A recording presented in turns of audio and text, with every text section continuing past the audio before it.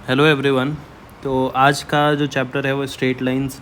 हम लोग इसमें सारे फार्मूलाज डिस्कस करेंगे। क्वेश्चंस तो डेफिनेटली नहीं होगा, क्वेश्चंस हम बाकी के सेशंस में कर लेंगे, क्योंकि कुछ बच्चे क्या होते हैं वो सिर्फ फार्मूलाज ढूंढ रहे होते हैं और उनको फिर क्वेश्चंस मिल जाता है तो फिर वो स्किप कर देते हैं वीडियोज़ को। ये कम्प्लीटली आपके लिए होने वाला है, जिसमें आप कंप्लीट चैप्टर का ओवरव्यू आप ले लोगे और डेफिनेटली आप क्वेश्चंस को अटैम्प्ट कर पाओगे। तो हमारा स्ट्रेट लाइन स्टार्ट होता है। सबसे पहला टॉपिक इसमें जो हम लोग देखते हैं वो होता है distance formula. Okay, distance formula आप सबको पता ही होगा। जैसे एक पॉइंट है A and x1 comma y1 और दूसरा पॉइंट है B that is x2 comma y2।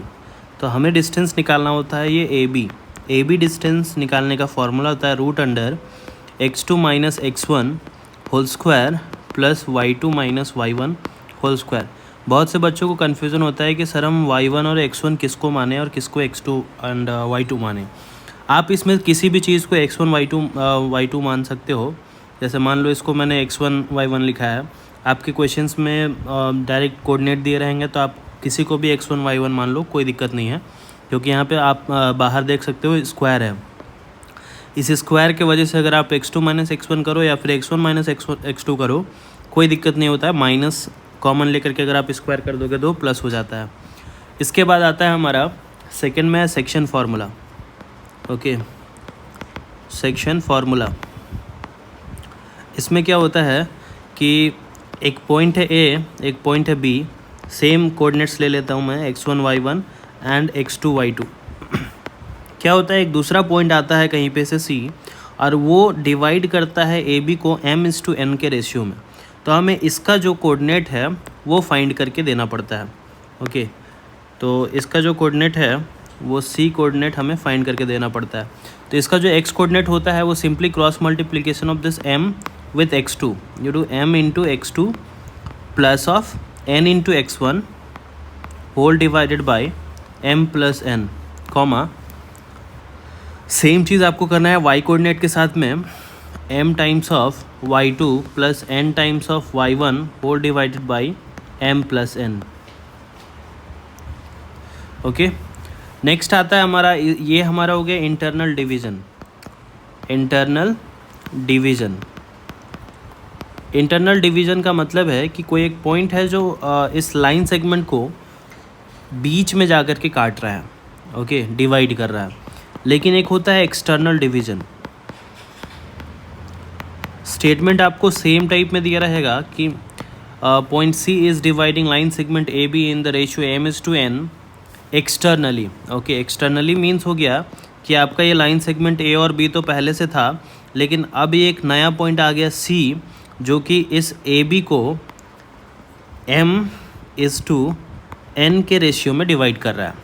Okay, तो इसमें भी सब कुछ सेम होता है, x1 comma y1 x2 comma y2 and सब कुछ सेम का मतलब क्या है कि ये जो आपको करना था m इंटू x2, ये आप सेम करोगे like the previous one internal division. But यहाँ पे क्या होता है कि ये जो डिवीज़न है वो देख लो, अगर आप यहाँ पे b होता बाहर तो ये हो जाता आपका इंटरनल डिवीज़न, बट ये जो b है वो अंदर है, मतलब इसके लिए हमें वापस आना पड़ रहा है अपोजिट डायरेक्शन में n के लिए। तो आप समझ लो इस तरह से कि n को इसलिए हम नेगेटिव लेते हैं, तो minus times of n x1 हो जाएगा divide by m minus n comma m y2 minus n y1 whole divided by m minus n। a आपका हो जाता है एक्सटर्नल डिवीज़न के केस में।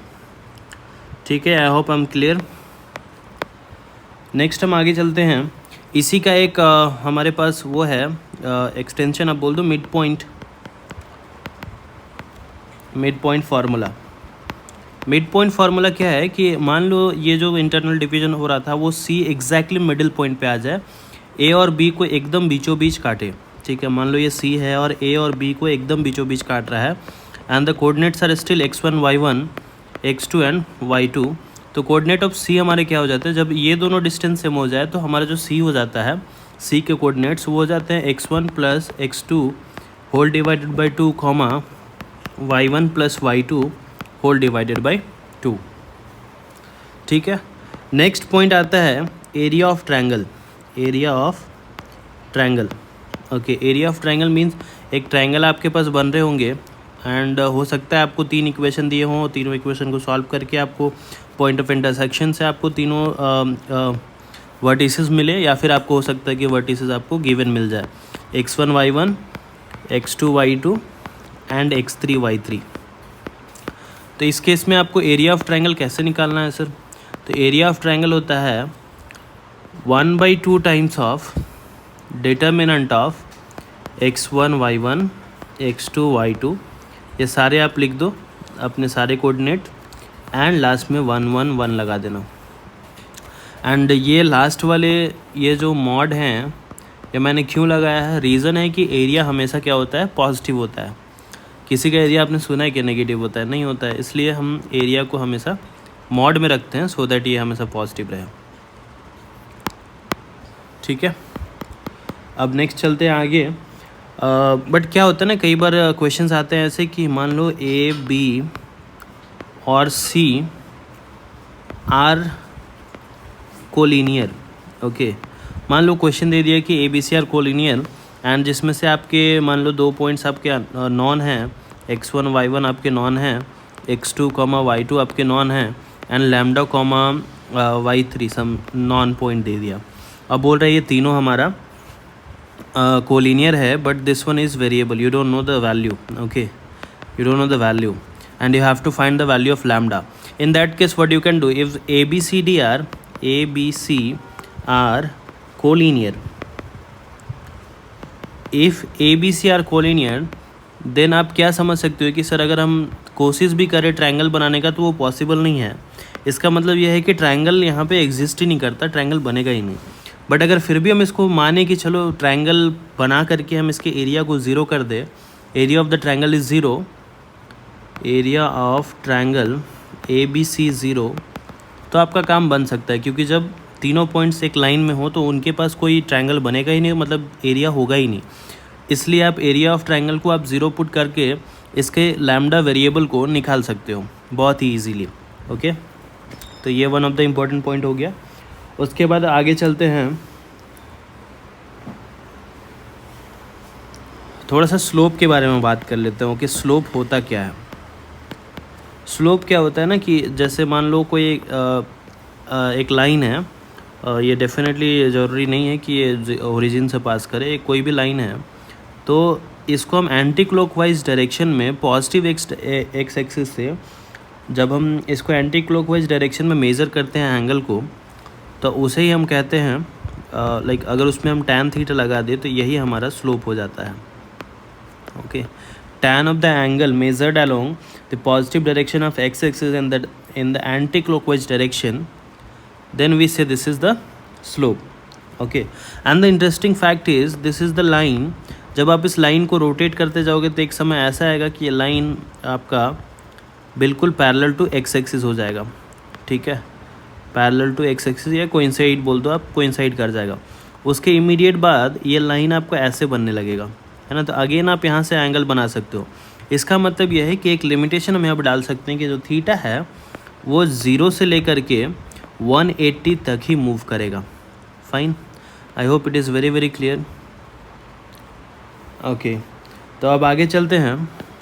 स्लोप निकालने का तरीका क्या है सर? एक तो हो गया आप डायरेक्टली tan थीटा निकाल दो, आपका स्लोप हो जाता है। लेकिन कई बार होता है कि एक लाइन दे रखा है आपको और उस लाइन में A और B पॉइंट्स दे रखे हैं और मान लो पॉइंट्स है x1, y1 and x2, y2 and आपको स्लोप निकालना है। ओके, आपको स्लोप निकालना है इस लाइन का। तो आप क्या कर सकते हो, आपके पास एक फार्मूला होता है y2 minus y1 by x2 minus x1। Okay, तो इस तरीके से हम इसका स्लोप निकाल सकते हैं। इसके बाद let's talk about the relation between slope and theta. Okay, तो क्या होता है ना कि जब आप एंगल जो मान लो आपका जो इंक्लाइनेशन है, इंक्लाइनेशन अगर हम इस एंगल को 0 से बड़ा और 90 से छोटा रखते हैं तो I mean the acute angle, you can say this is acute angle. In that case आपका जो स्लोप होता है और द tan थीटा वैल्यू वो पॉजिटिव होता है। ठीक है, ये पहला केस हो गया। सेकेंड केस, अगर ये थीटा हमारा 90 से बड़ा हो और 180 से छोटा हो तो ये जो स्लोप होता है इसको हम लोग ऑब्ट्यूज बोलते हैं, okay, obtuse angle, and in that case slope आपका नेगेटिव होता है, ठीक है। थर्ड है कि हो सकता है कि एंगल जो है वो 0 डिग्री हो जाए या फिर 180 डिग्री हो जाए, ठीक है। मैं बोला ना आपको, ये लाइन आपका, ये जो लाइन है, ये लाइन आपका 180 completely parallel to X axis भी हो सकता है। तो हो सकता है कि वो line parallel to X axis हो जाए, 180 डिग्री रोटेट हो जाए, या फिर कम्प्लीटली 0 डिग्री ही रह जाए। तो इन दैट केस या फिर आप इसको ऐसे भी बोल सकते हो कि एक्स एक्सिस और पैरेलल टू एक्स एक्सिस, ये आप दोनों बातें बोल सकते हो कि एंगल बिकेम 0 डिग्री और 180 डिग्री, या फिर जो लाइन है वो एक्स एक्सिस ही है या फिर पैरेलल टू एक्स एक्सिस है। इन दैट केस आपका जो स्लोप होता है वो 0 हो जाता है। और जो चौथा पॉइंट है, मान लो थीटा आपका 90 डिग्री हो जाता है, ठीक है, तो इसको बोलते हैं हम लोग, या फिर आप बोल सकते हो कि वाई एक्सिस हो जाता है। अगर हम वाई एक्सिस पे एक लाइन रख दे या फिर पैरेलल टू वाई एक्सिस बोल दे, तो इन ऑल दीज केसेस आपका जो स्लोप होता है वो नॉट डिफाइंड हो जाता है, या फिर इसे ही हम इन्फिनिटी बोलते हैं, ठीक है। अब आगे चलते हैं हम लोग इक्वेशन ऑफ लाइंस पे। Equation of a line. अब इक्वेशन ऑफ अ लाइन लिखने का अलग अलग फॉर्मेट है, अलग अलग फॉर्म है, अलग अलग फॉर्म में अलग अलग टाइप से इक्वेशन लिखते हैं। तो सबसे पहले हम लोग बात करते हैं पॉइंट स्लोप फॉर्म की, ओके, पॉइंट स्लोप फॉर्म। तो पॉइंट स्लोप फॉर्म क्या है कि आपका एक लाइन है, उस लाइन में आपको एक पॉइंट नॉन है कि चलो एक पॉइंट है हमारे पास P, वो दैट इज़ x1, y1, और इस लाइन का जो स्लोप है, वो जो स्लोप है वो m दे रखा है। तो हम इस लाइन का इक्वेशन कैसे लिख सकते हैं? Equation of line we will be writing as y minus y1 is equal to m times of x minus x1, ठीक है। Second is 2 point form. Second is 2 point form.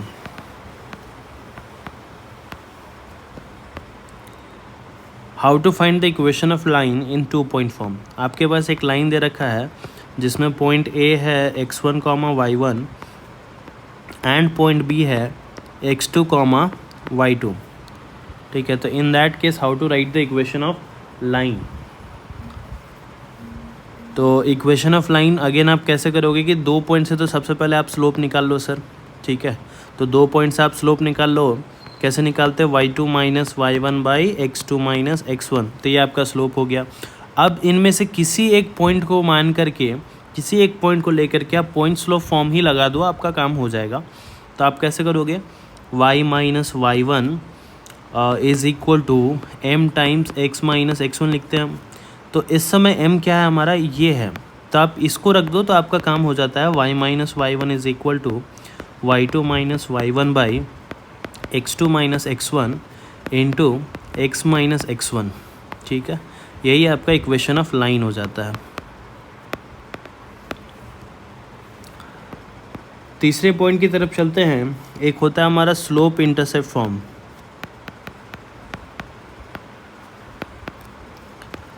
ये बहुत ही ज़्यादा फेमस फॉर्म है।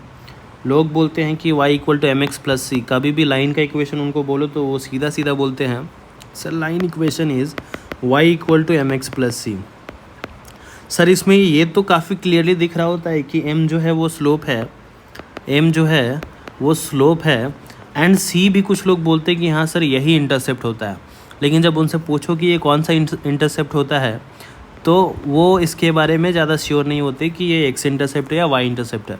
आपको ध्यान रखना है कि हमेशा ये y इंटरसेप्ट ही होता है, ठीक है।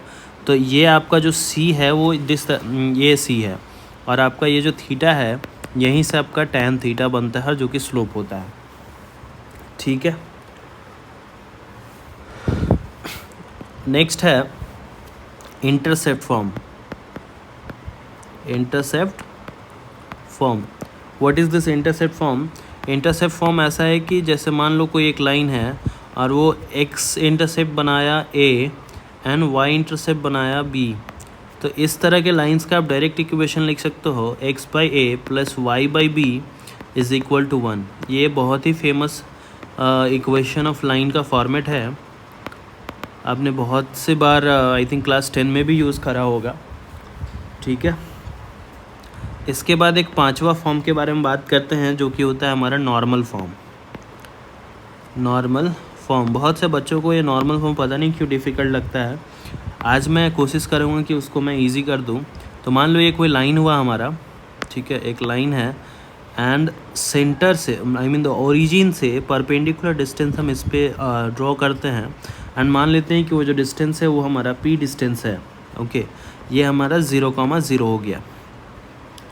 तो इस तरह के और यहाँ पे मान लो कि ये जो एंगल है अल्फ़ा है, ठीक है।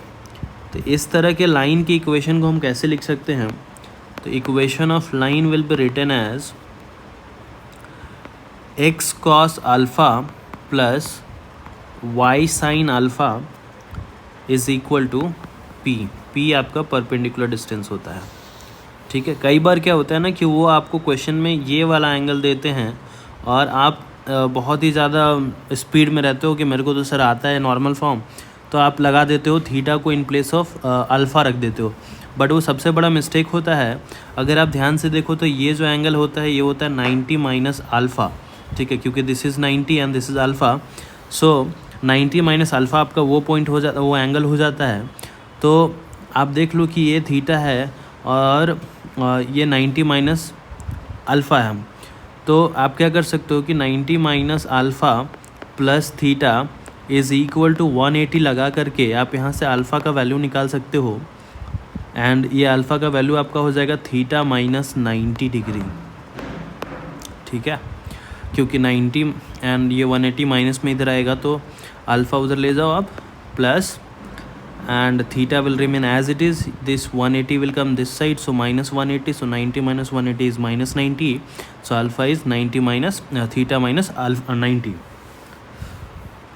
तो ये आपका एक फॉर्मेट है जहाँ से क्वेश्चन इस तरह से उठाते हैं लोग। अब उसके बाद हम आगे चलते हैं। सिक्स्थ फॉर्म ये आपका है पैरामेट्रिक फॉर्म। ये पैरामेट्रिक फॉर्म कुछ नहीं होता है, जैसे कई बार होता है ना कि एक लाइन हो गया आपका, ये पॉइंट P मिल रहा है suppose x1, y1 and question में पूछ रहा है कि इससे सर्टेन r डिस्टेंस पे आगे चल के हमें एक पॉइंट बता दो, let's say a' point they want to know. तो इन दैट केस आप क्या कर सकते हो कि इसका एक नॉर्मल सा फार्मूला होता है x minus x1 divide by cos of theta. And what is this theta sir? Slope line का पता होगा आपको। मान लो स्लोप ऑफ लाइन इज़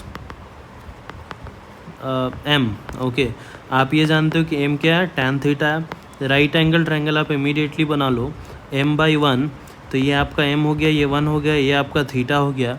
तो यहाँ से आप ये निकाल सकते हो कि root under m² plus 1 is your hypotenuse of this triangle, so you can easily find sin theta that will be m upon root under m² plus 1 and cos theta आप यहाँ से easily निकाल सकते हो 1 upon root under 1 plus m²। ठीक है, तो वही आपको साइन एंड कॉस आपको यूज़ करना है क्योंकि स्लोप ऑफ लाइन आपको पता होगा। तो x minus x1 by cos theta is equal to y minus y1 by sine theta and whatever distance away you have to find the point, that distance you have to keep here. So that's what it is. X minus x1 upon cos theta is equal to y minus y1 upon sin theta equal to r। ठीक है, अब आगे चलते हैं angle between two lines. Angle between two lines, ठीक है। तो मान लो आपके पास ये लाइन 1 है और आपके पास ये लाइन 2 है, तो इसका स्लोप मान लो m1 है एंड इसका स्लोप m2 है। तो ये जो एंगल है इसको हम बोल रहे हैं थीटा। तो सर ये एंगल बिटवीन द लाइन है, तो क्या ये नहीं है? देखो ये भी तो एंगल बिटवीन लाइन है, तो इसको हम लोग बोल देते हैं, अगर ये थीटा हो गया तो ये हमारा पाई माइनस थीटा हो जाता है। ओके, इसका एक फॉर्मूला होता है tan theta is equal to m2 minus m1 by 1 plus m1 m2, ठीक है। एंड ये मॉड ले लेते हैं क्योंकि कुछ बच्चे होते हैं जो m1 माइनस m2 लिखना पसंद करते हैं, तो मॉड ले लेते हैं हम इसलिए, ठीक है। एंड मॉड हम ले लेते हैं अपनी सहूलियत के हिसाब से। तो सर क्या ये पॉजिटिव नेगेटिव का कोई लफड़ा ही नहीं होगा? सर लफड़ा तो होता है, पॉजिटिव नेगेटिव में आप फंसोगे यहाँ पे, तो इसलिए हम क्या करते हैं ना, मॉड लगा देते हैं, उसको पॉजिटिव भी बना देते हैं। और जैसे ही हम पॉजिटिव कर देते हैं तो अगर ये वैल्यू मेरा पॉजिटिव आ जाता है, tan थीटा अगर पॉजिटिव आ जाता है यहाँ से, क्योंकि m1 m2 कम्प्लीटली आपका चॉइस है सर, आप जैसे भी पसंद करो वैसे आप ले लो। तो tan थीटा क्या होता है, पॉजिटिव आ जाता है। तो जैसे ही tan थीटा पॉजिटिव आ जाए, आपको समझ लेना ये जो थीटा निकाला है हमने वो एक्यूट वाला निकाला है। अगर ये आपके ऑप्शन में नहीं दिया हुआ है तो आप इमीडिएटली 180 माइनस थीटा निकाल लो, ये आपका ऑब्ट्यूज़ एंगल हो जाएगा और ये डेफिनेटली आपके ऑप्शन में होगा अगर ये नहीं है तो, ठीक है। तो अब इसमें एक स्पेशल केस होता है, स्पेशल केस वो क्या है सर कि मान लो कि अगर ये एंगल जो है वो 90 डिग्री हो जाए सर। कई बार होता है ना lines are perpendicular, in that case आप देख लो कि अगर आप लिख दो tan 90 डिग्री, तो tan 90 क्या हो जाता है सर, tan 90 आई थिंक आप सबको पता होगा कि tan 90 तो सर ये इन्फिनिटी हो जाता है, नॉट डिफाइन हो जाता है। तो नॉट डिफाइन को हम लोग और क्या बोलते हैं सर, 1/0। 1/0 मीन्स डिनोमिनेटर इज़ 0, तो denominator is 0 means 1 plus m1 m2 is 0, ठीक है। इसका मतलब क्या है सर कि m1 m2 is equal to -1। ये आप शुरू से पढ़ते आते हो कि स्लोप को कभी भी आप मल्टीप्लिकेशन अगर स्लोप का -1 आ रहा है तो हम बोलते हैं लाइन्स आर परपेंडिकुलर, ठीक है। सेकेंड केस क्या आता है कि अगर आपका ये थीटा जो है वो 180 डिग्री हो जाए या 0 डिग्री हो जाए, ये केस होता है lines are parallel, okay. In that case what happens, tan 0 degree you find or tan 180 you find, you'll always get what,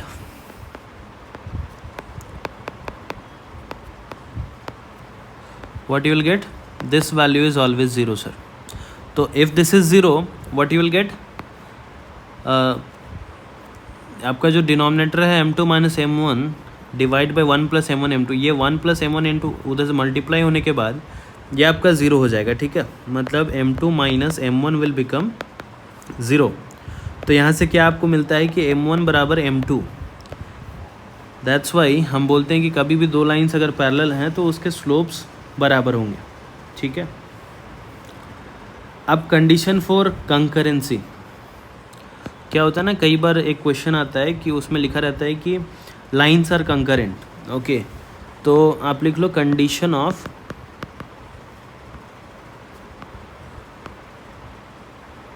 concurrency. तो कंडीशन ऑफ कंकरेंसी क्या होता है कि गिवन लाइंस मान लो आपका है कि a1 x plus b1y plus c1 is equal to 0 है, a2 x plus b2y plus c2 equal to 0 है, a3 x plus b3y plus c3 equal to 0 है, ठीक है। तो ये आपके पास तीन लाइंस हैं एंड आपके पास कंडीशन है कि लाइंस आर कंकरेंट। कुछ नहीं करना है आपको, simply a1 b1 and c1 सारे कोफिशिएंट्स का आप ले लो, a2 b2 and c2, a3 b3 and c3 के डिटर्मिनेंट को आप इक्वल टू 0 कर दो और यहाँ इतना करने के बाद आप आराम से आंसर निकाल लोगे, ठीक है। कोई दिक्कत नहीं होने वाला है। फिर क्या होता है, कई बार अगर आपको पता हो कि सर लाइन्स आर पैरेलल या परपेंडिकुलर, तो आप उसके अगले लाइन को इमेजिन भी कर सकते हो। कई बार पता है कि मान लो चलो हम लिखते हैं equation of a line parallel और परपेंडिकुलर, तो मान लो एक इक्वेशन है ax plus b y plus c equal to 0, ठीक है। तो इस लाइन के पैरेलल और परपेंडिकुलर में हमें एक इक्वेशन एज्यूम करना है, ठीक है। तो सबसे पहला केस लेते हैं पैरेलल। सर पैरेलल में क्या होता है सर, स्लोप आपका सेम होता है। स्लोप सेम होता है तो आपको coefficient of x and y आपको चेंज एकदम नहीं करना है, ठीक है। ax plus b y, you don't change the coefficient of x and y and simply write some other constant, let's say d1 or d whatever you wish you can write, okay। Reason क्या है sir? Reason ये है कि आप यहाँ से आप slope निकालो ना, इसका स्लोप आप कैसे बोल सकते हो? y equal to mx plus c form लगा दो, तो बी वाई को इधर ही रहने दो, ए एक्स को उधर ले जाओ, तो माइनस ए एक्स हो जाएगा उधर, और डिवाइड बाई बी कर दो, तो माइनस ए बाई बी आपका जो होता है वो स्लोप होता है। तो हमें यही सेम स्लोप रखना है, तो कांस्टेंट के बारे में भूल जाओ, सिंपली ये देख लो कि आप कैसे ये स्लोप लेके आ रहे हो। ये स्लोप तो आप सिर्फ एक्स एंड वाई के कोफिशिएंट से निकाल लिए, तो सेम एक्स एंड वाई के कोफिशिएंट को आपको नहीं छेड़ना है यहाँ पे, पैरेलल में आपका सेम रह जाएगा, ठीक है। अब उसके बाद सेकेंड केस, मान लो कि ये परपेंडिकुलर का केस है, तो in that case you already know कि परपेंडिकुलर के लिए सर हमें क्या करना होता है कि m1 into m2 should be -1, क्या m1 into m2 should be -1, and you already know कि लाइन का स्लोप ऑलरेडी नेगेटिव है, तो हमें क्या करना है कि आप एक काम करो, इसके एक्स एंड वाई के कोफिशिएंट को स्वैप कर दो, ठीक है, बी एक्स एंड ये बना दो आप ए वाई, ठीक है, एंड इन दोनों में से किसी एक को नेगेटिव बना दो, किसी एक को नेगेटिव बना दो।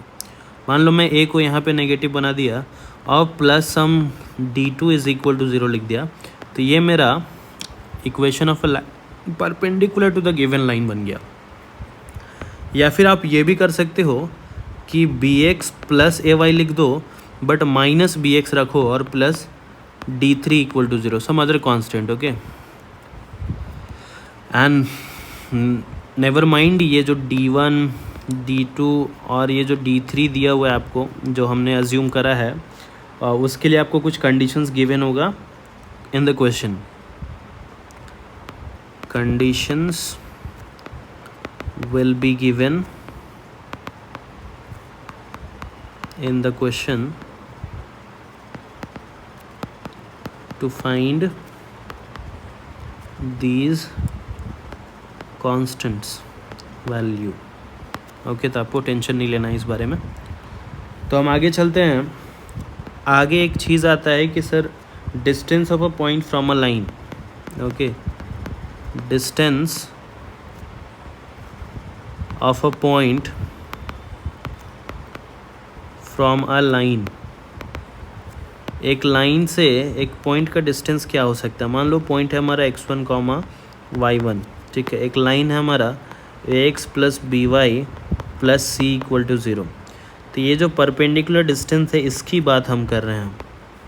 ये जो डिस्टेंस d है, ये डिस्टेंस हम निकालने के लिए कुछ नहीं, सिंपली वो पॉइंट को हम इस लाइन में पुट करते हैं, ax1 plus b y one plus c, and हम इस पर डिवाइड मारते हैं root under of coefficient of x and y का square, means a square plus b square.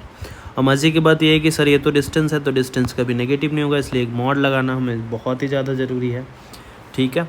कई बार होता है कि हमें फाइंड करना होता है distance between two parallel lines, ठीक है, distance between two parallel lines.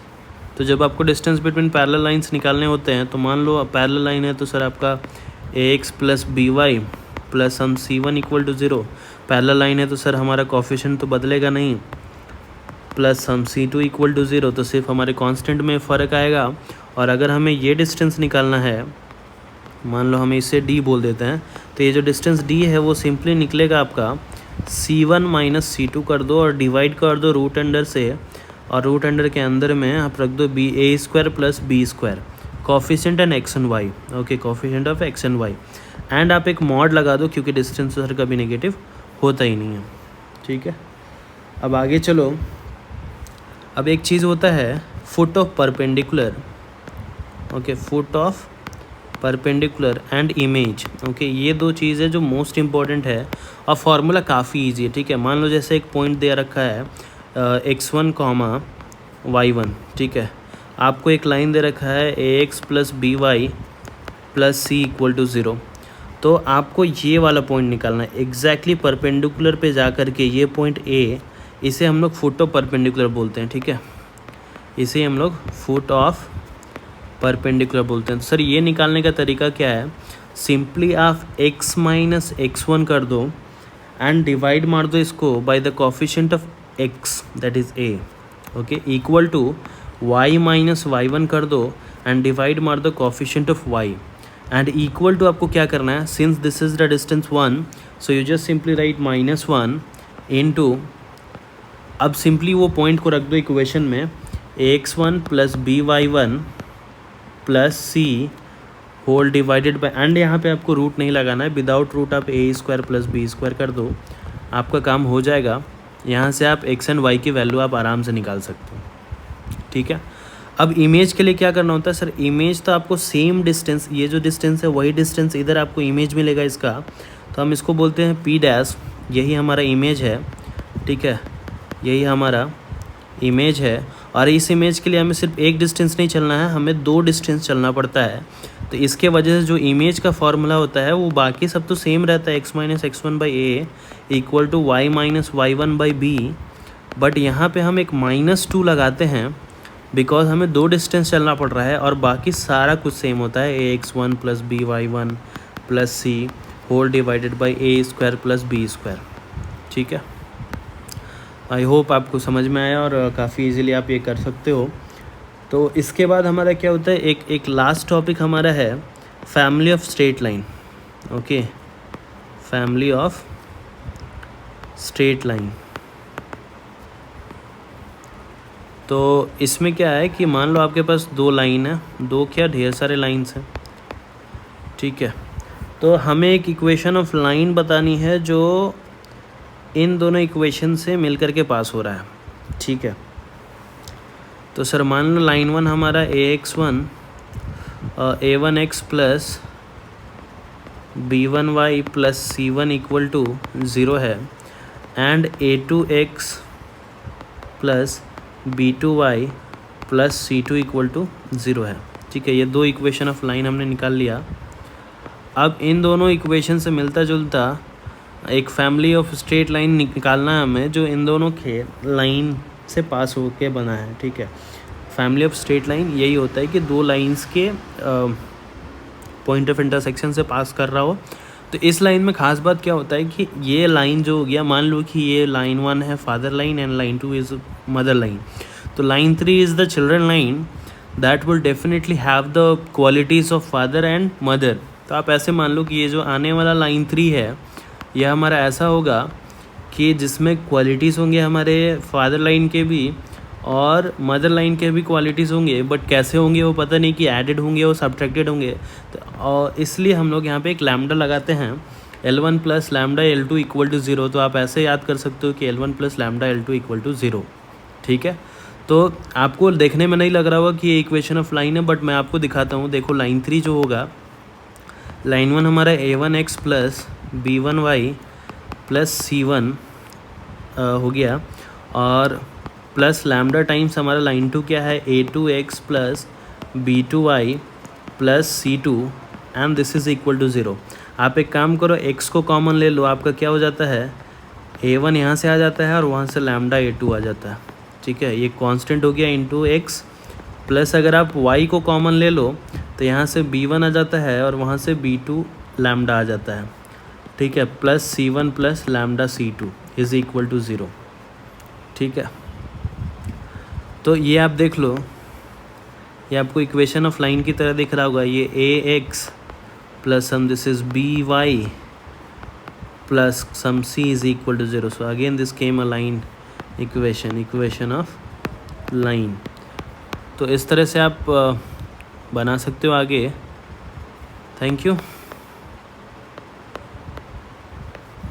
Make sure to hit the like button and subscribe to the channel to have such kind of videos every time. Thank you.